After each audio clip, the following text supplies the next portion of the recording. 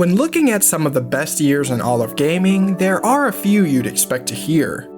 2018 with its wide array of high-quality, story-based games and a questionable Game of the Year selection. 2015 for providing us with a bunch of high-quality AAA titles that actually helped convince people to switch over to the new gen. And even 1998 giving us the birth of the most profitable brand across any medium in Pokemon, alongside other notable game series. But one year that's flown under the radar in these kinds of discussions is 2013.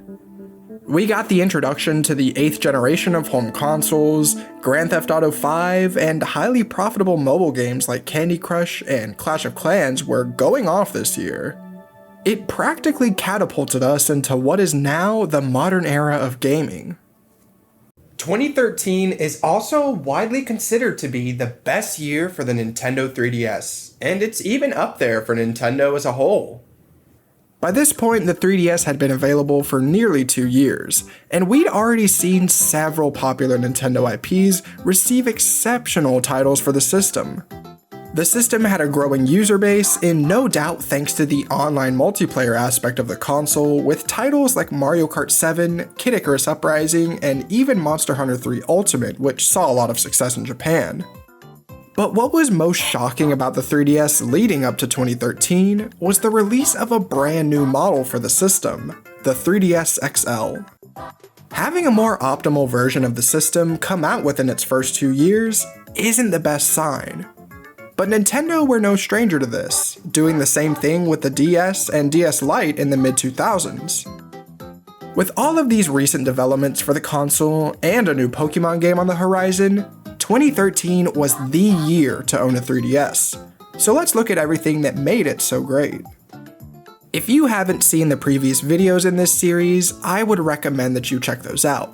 While it's not necessary to understand everything I'll go over here, watching them might help paint a picture of the 3DS's lifetime, and I'd greatly appreciate it.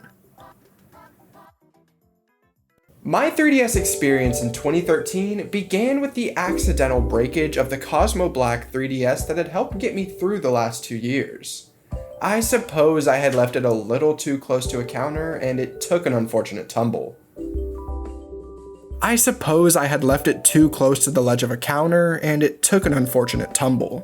Many tears were shed that day. Thankfully, my parents saw that it was an accident and were willing to get me another one. While this would have been the perfect opportunity to switch over to the newly released 3DS XL and maybe get myself a cool design while I'm at it, my 9-year-old brain hadn't thought that far ahead. Purple was one of the few additional colors of the original 3DS that we got. Outside of black, red, and blue, we also got pink, purple, white in certain regions, and a really nice dark blue console that I would have loved had I known it was real. It's a shame that Nintendo started putting out variations of the original 3DS after the 3DS XL was released. It gets overshadowed by the larger, better system, so not as many people picked up some of these beautiful new colors, which is a shame because they look so good. We began the year with some pretty substantial announcements for the 3DS, highlighting what was on the horizon for the console. These early directs gave people everything they had been hoping for. In January, we got to see the first ever fully 3D Pokemon games, Pokemon X and Pokemon Y. While 3D visuals were the main thing they brought up in the Pokemon Direct, X and Y would also be the first games in the series to be released worldwide on the same day. Typically, the West has had to wait several months before receiving any new Pokemon game. But with 3DS users now being able to buy the new games from the eShop, there was no reason for this silly tradition to continue. But Pokemon wouldn't be the only big announcement early in the year. It was in the February Nintendo Direct where it was announced that we would be celebrating the Year of Luigi, an entire year dedicated to celebrating Mario's green brother, with new games, community events, and even some special edition consoles themed around him. We had gotten a handful of Mario-based celebrations, typically during anniversaries. But this year would be all about celebrating the plumber's underappreciated brother. We would also see new footage for the upcoming Animal Crossing New Leaf, a game that many people had been waiting for after the success of City Folk on the Wii. With everything we knew about what was releasing this year, it was looking like 2013 would be up there in terms of the 3DS's success. At this point, the 3DS had a reputation for reviving dead IPs. I mean, after the success of Kid Icarus Uprising, how could it not? Handheld games are significantly cheaper to produce than their home console counterparts. And on top of that, Nintendo could just ask any of their partner developers to try and take a swing at any of their long-dormant franchises. So Intelligent Systems was tasked with creating the potential last title in the Fire Emblem series. If this new game didn't reach 250,000 sales worldwide, it would be time for Nintendo to shelve the franchise. With failure after failure up to this point, even though the games were good, if no one was buying them, it's not sustainable to keep the Fire Emblem series around. So with their backs against the wall, Intelligent Systems took some risks in the conceptual stage of Awakening that ended up helping it and the series succeed. I first discovered Fire Emblem Awakening through the free demo on the Nintendo eShop. Nintendo actually went all out in advertising for this game. Free demos and specials running on the eShop, spot pass notifications alerting 3DS users to the new Fire Emblem title coming to their systems, and even a new Fire Emblem puzzle for Street Pass, which I'm quite a fan of. Fire Emblem Awakening served as my introduction to the strategy genre of games. Nothing I had played up to that point had required me to think several moves in advance, and it was interesting getting to learn how to properly strategize not only in games, but apply what I learn in real life. Awakening is somewhat controversial in the Fire Emblem community. People citing its simplistic map structure and abandonment from actual strategy to a more tedious back and forth grunt work in the late game. In the years since first playing Awakening, I can look back and recognize that it does have some issues as a strategy game. But looking at it as an RPG has allowed me to love this game even more in my current playthrough. This is actually my first time playing under the classic gameplay style, where if you lose troops in battle, they're gone for good. This has helped me view Awakening as a unique blend that takes the back and forth gameplay style of an RPG and mixes in aspects of strategy, where you have to try and predict and plan for enemy movement to protect your troops. I'm also a big fan of the chibi aesthetic that the game runs with in battle.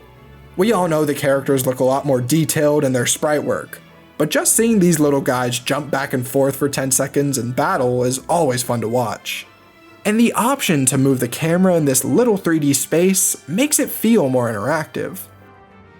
While Fire Emblem now has a bit of a negative reputation among the wider gaming audience, likely due to the overabundance of Fire Emblem characters present in the Super Smash Bros. Roster, none of that would be possible without the success of Fire Emblem Awakening. The game crushed its 250,000 sales bar, finishing with nearly 2.5 million sales worldwide, becoming the best-selling Fire Emblem game in Western territories. I suppose all that effort Nintendo put into marketing the game paid off. Shocker. If you have a 3DS, Fire Emblem Awakening is on the list of the 10 essential titles you need to have for this console. Even if you think the genre is not for you, like I once thought, it's worth picking up, and you might find something in this wonderful game that you like. I know I sure did.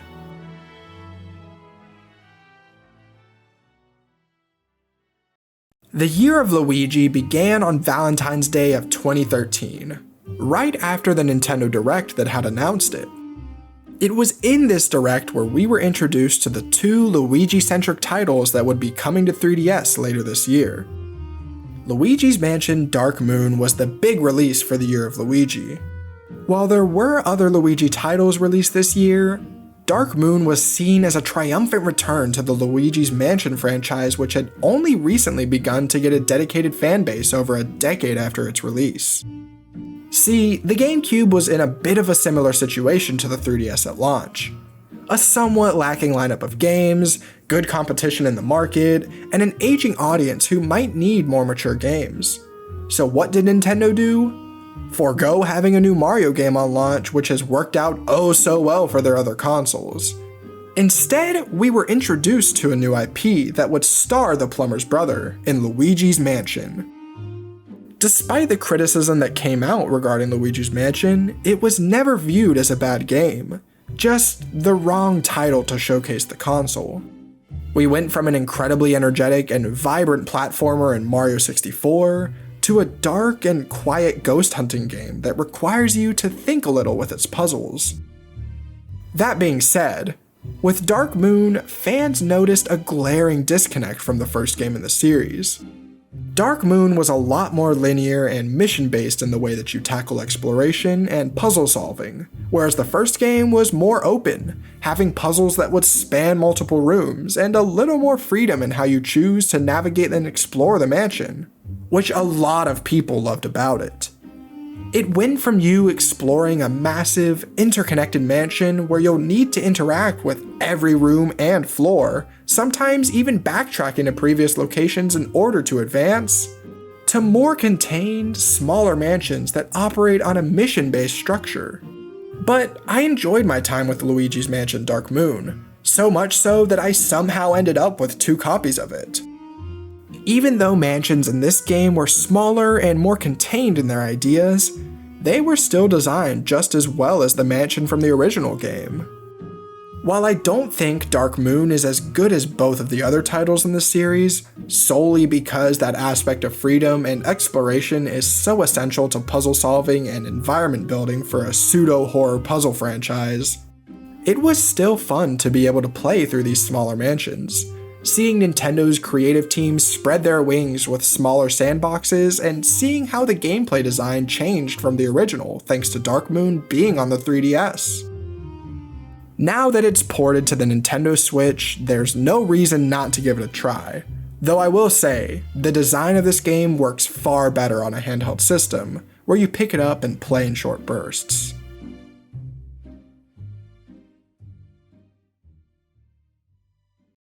The year of Luigi's other big title for the 3DS was the newest installation of the Mario and Luigi series, Dream Team.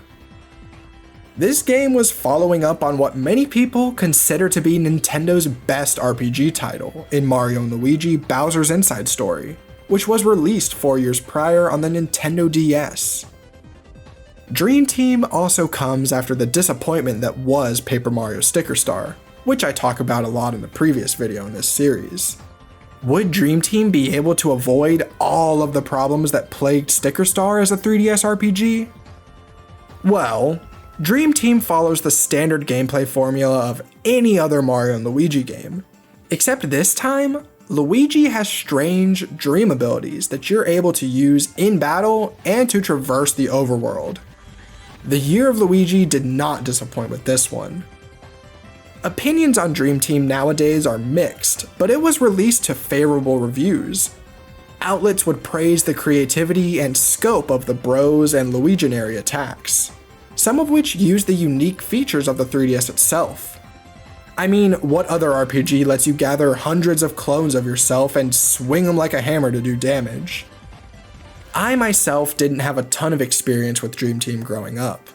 Learning about this game through free eShop demos typically didn't result in me getting the actual game.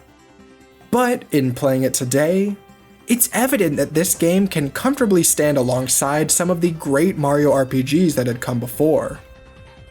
While there's not as much to talk about this game in comparison to the other Year of Luigi title, both were tremendous celebrations of the often forgotten plumber. This one in particular spawning 2 really neat console variations that I wish I had. Now that secondhand prices for Dream Team have calmed down a little bit, this is absolutely a title you need to pick up for your 3DS. You won't regret it.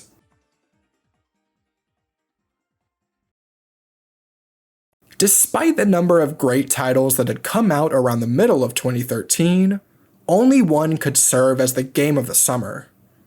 What better to fill that role than Nintendo's very own cozy life sim, Animal Crossing? The Animal Crossing series had never been particularly giant up until this point. Not like how we see it now, that is. The most recent game in the series, Animal Crossing City Folk, hadn't sold as well as its predecessor, and that's mostly attributed to the lack of new features added to the Wii exclusive. If Nintendo was looking to revitalize this franchise and bring it back to the prominence it had on the Nintendo DS, they'd have to add in something new to help it stand out from similar titles for the 3DS. Animal Crossing New Leaf gives you a level of customizability that has never before been seen in the franchise. You move up from regular citizen and indentured servant of Tom Nook to the mayor of the whole town, who is still somehow indebted to the Raccoon Man. Your mayorly duties go hand in hand with the expansion of decorations, donatable items, interactable NPCs, and activities, not to mention a fun multiplayer scene on Tortimer's Island.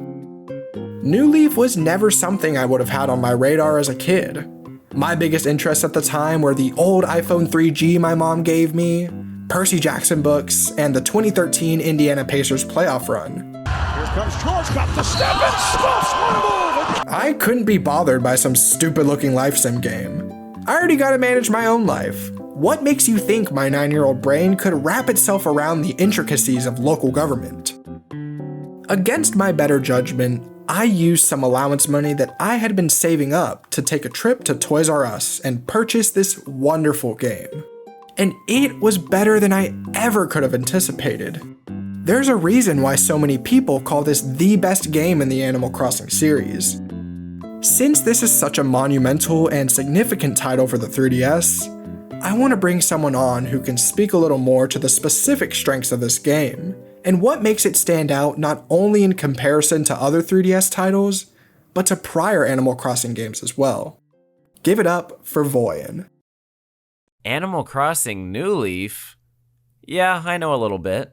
When Animal Crossing New Leaf launched in 2013, everyone knew. They could feel it. Volcanoes erupt, oceans part. June 9th, 2013 is a day to be remembered by all in North America. The wait for a new Animal Crossing was long, and especially long when you consider the Animal Crossing before this wasn't that new. So the team starts plotting all these ways they can send the next entry to new heights, let's not talk about that. Animal Crossing 3DS gets a complete revamp. If the 3DS is a highly personalized console belonging typically to a sole person, then this title is the perfect companion piece, allowing you to design your town in greater detail than ever before by, for the first time, being the mayor, but not awarding the player so much control as to subtract from that Animal Crossing magic that we know as things just happening. You might be the mayor, but that doesn't mean you just get to choose where your neighbors live or what they wear or what they say, except that last part, you can totally do that. And I can't avoid mentioning the multiplayer, as not only were there more people playing than ever before, there was so much to do between trading, island minigames, shopping, bullying. Combine this with the Nintendo 3DS app Swapnote, and you have yourself a group of internet strangers who you will become overnight besties with and still keep in touch with long after 2013. I can't mention every little detail because I got Egon staring over my shoulder telling me to please wrap it up. Just know that this game may be 12 years old, but it's still just as potent and perhaps even more significant now, and I absolutely encourage anyone out there to give it a shot if you already haven't.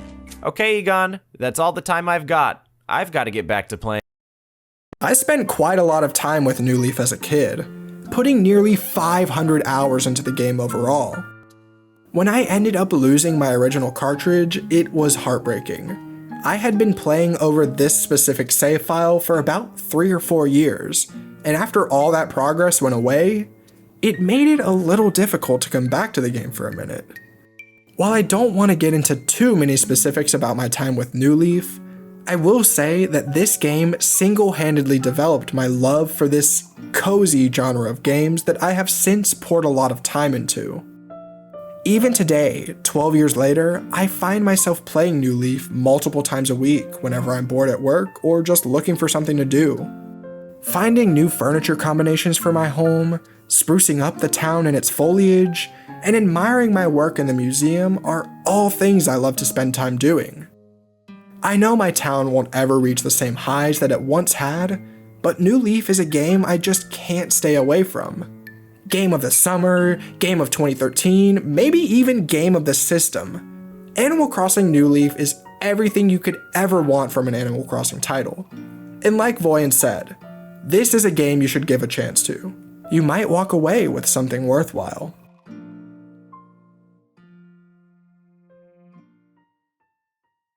In the 2 years that the 3DS had been around for, there were near constant questions about the system's 3D capabilities and how it might affect the eyesight of a growing child. There was initial concern regarding the feature when the console first came out, and that could be a reason for the system's low sales within its first year on the market. It was notable enough to the point where Nintendo had to place a warning on the system's box, saying that the 3D feature should only be used for players older than 7. While a lot of these worries ended up resulting in nothing, with some later studies even showing the 3D feature can help develop eyesight and even be an indicator for eyesight and depth detection problems, Nintendo still made a note of how their system's big marketable feature could serve as a barrier for entry. So in August of 2013, Nintendo announced the newest addition to the 3DS line of systems, the Nintendo 2DS. Hardware-wise, it was all the same. You could play all the same games and access all of the same features, except for the 3D screen. The 2DS was primarily marketed towards families with younger children, not only for the lack of a 3D display, but also for the fact that this is the infamous wedge system. The 2DS took away what was arguably one of the most recognizable features of the entire DS family, the clamshell design. While yes, there were issues with the hinges breaking and the console being rendered unusable, that doesn't mean you can just up and remove the ease of portability, connectivity, and comfort. Without the clamshell design, the system now needs a switch to go into sleep mode. A switch that could very easily be flipped on by accident during normal gameplay. This console also felt cheap. It was sold for a substantially lower price than any other model on the market, being sold at an initial $130 and going down as the years progressed. But the materials used to build this console felt flimsy. It feels no different than the plastic compound used in 3D printers. With everything I've said so far, it might sound like I'm the biggest 2DS hater, but that couldn't be farther from the truth. Even without Nintendo's goals to eliminate 3D functionality from the system, this was an insanely affordable console, even if you might look a little odd playing it. As late as 2017, these were still being sold in bundles with Mario Kart 7 for the even lower price of $80. $80 freaking dollars! And this was right around the time I got back into the 3DS, so this was an easy purchase for middle school Egon. While it was a bit of an odd console for removing the feature literally in its name and for being the perfect doorstop, it lowered the bar for entry so much more after the price drop.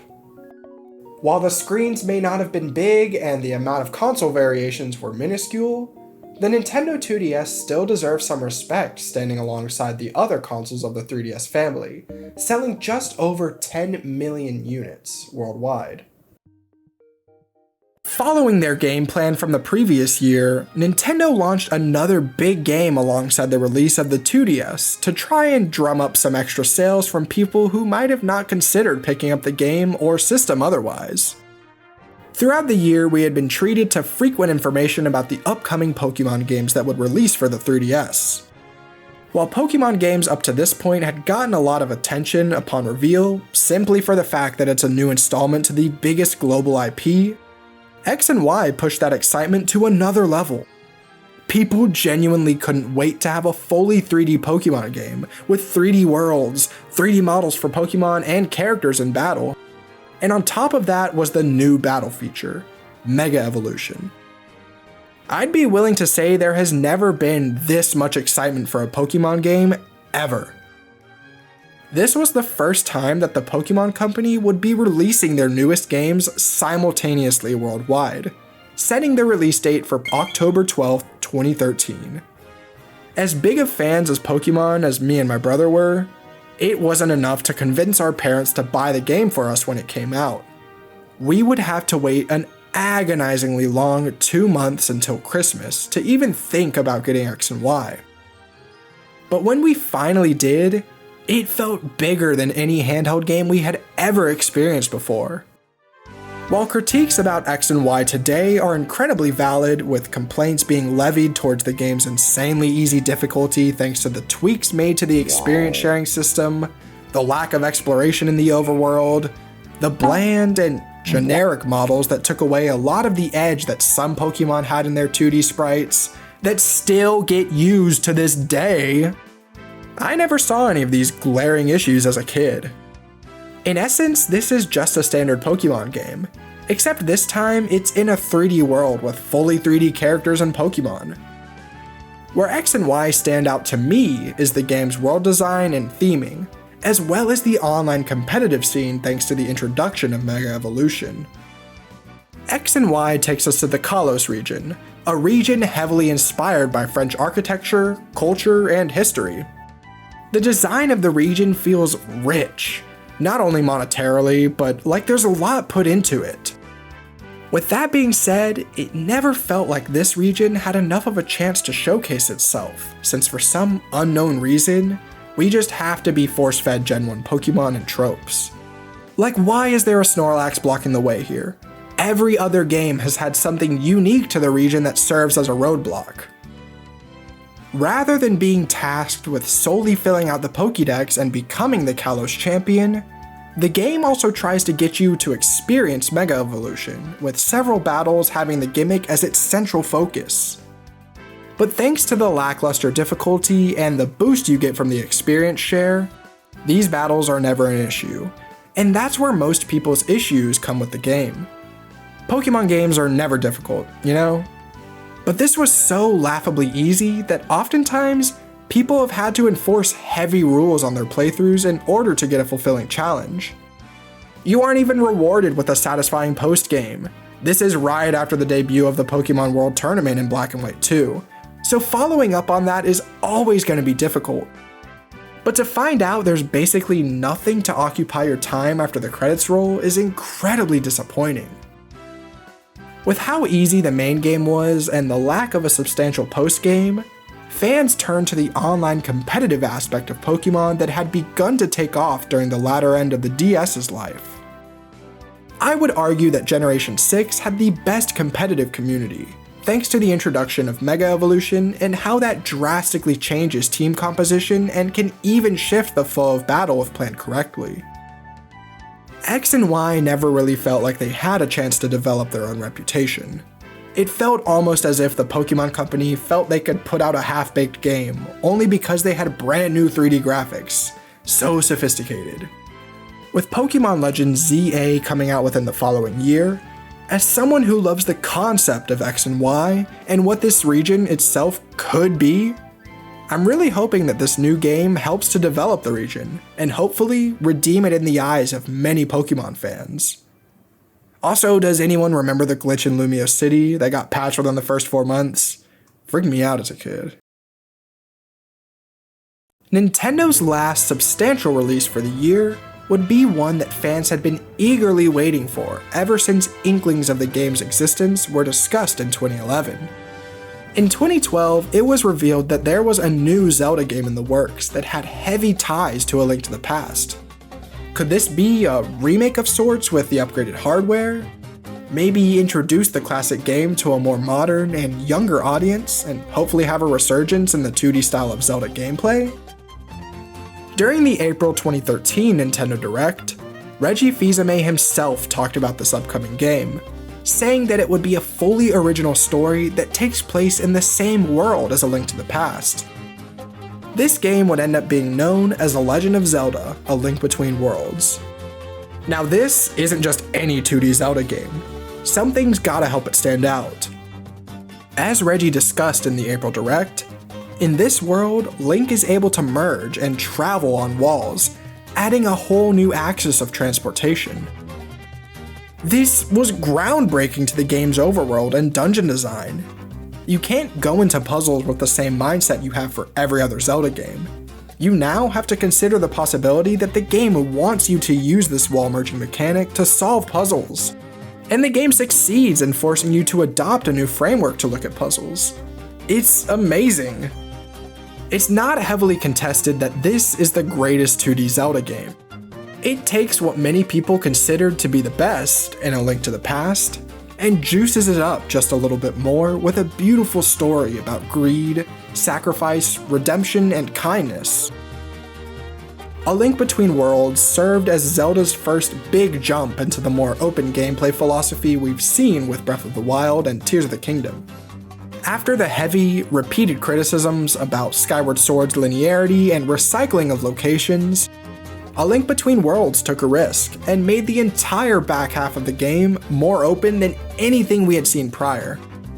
While games like Ocarina of Time had the slightest bit of freedom when it came to the order in which you'd take on the dungeons, A Link Between Worlds ramps that freedom up to the highest it can be.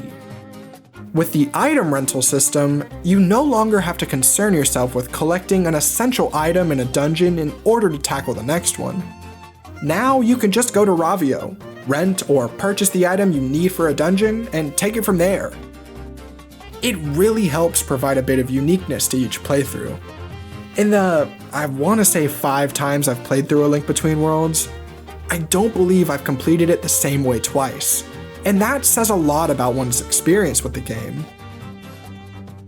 Fans have been begging for a way to play this game on modern hardware.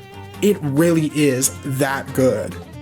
I'm not gonna say you should download the little orange 3DS app on your computer, but if you were to, A Link Between Worlds is an absolute must for anyone looking to have a full 3DS experience.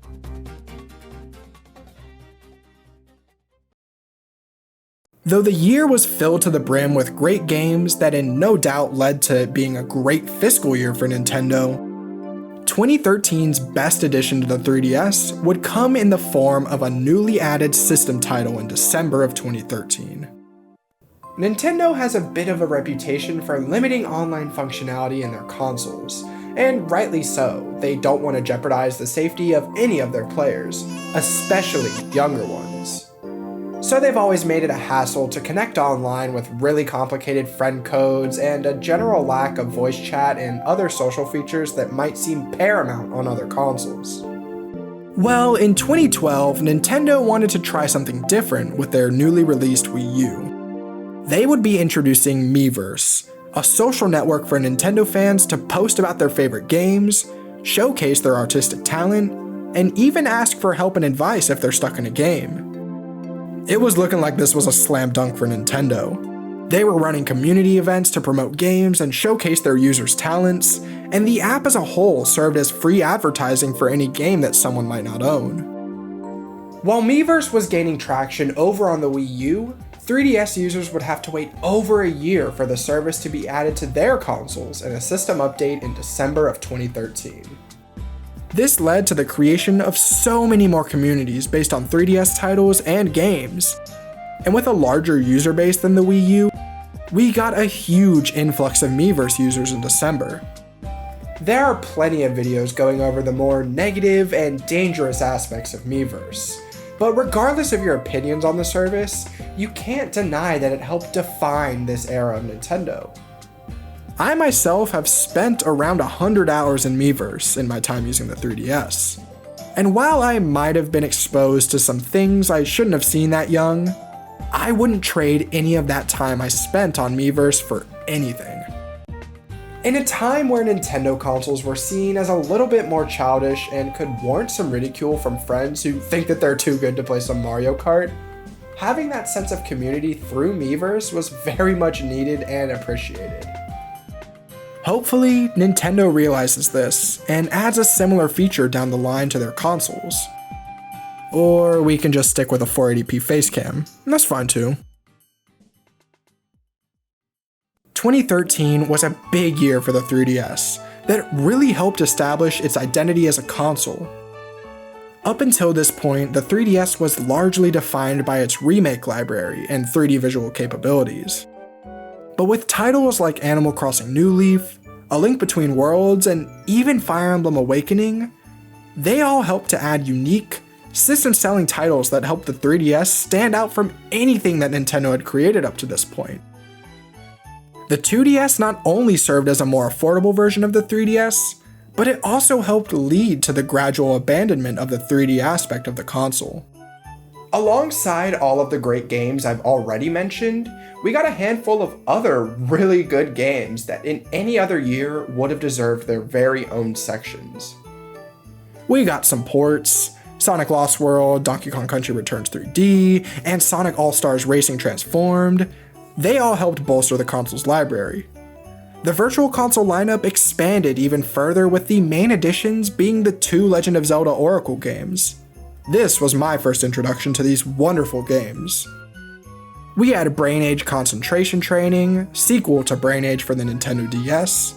This far exceeds its predecessor. Where the first game looked to train you with quick calculations and logic puzzles, this one targets your working memory and concentration, helping you retain more pieces of information through that difficult training. We got the 4th major installment to the Shin Megami Tensei series, on the 3DS of all things. I've heard it's great, but don't take my word for it. It's very good, Egon, and you should be ashamed of yourself not including it as a full segment. What's wrong with you? I know in the previous 3DS video, I mentioned a combined video showcasing 2013 and 14, and as much as I wanted to make that, each year for the 3DS really deserves their own video, especially since 2014 is really the last great year for the 3DS. Thank you all so much for watching. It's been wonderful getting to dive into each year for the 3DS and really get to know everything that came out for the console. With that being said, go play your 3DS.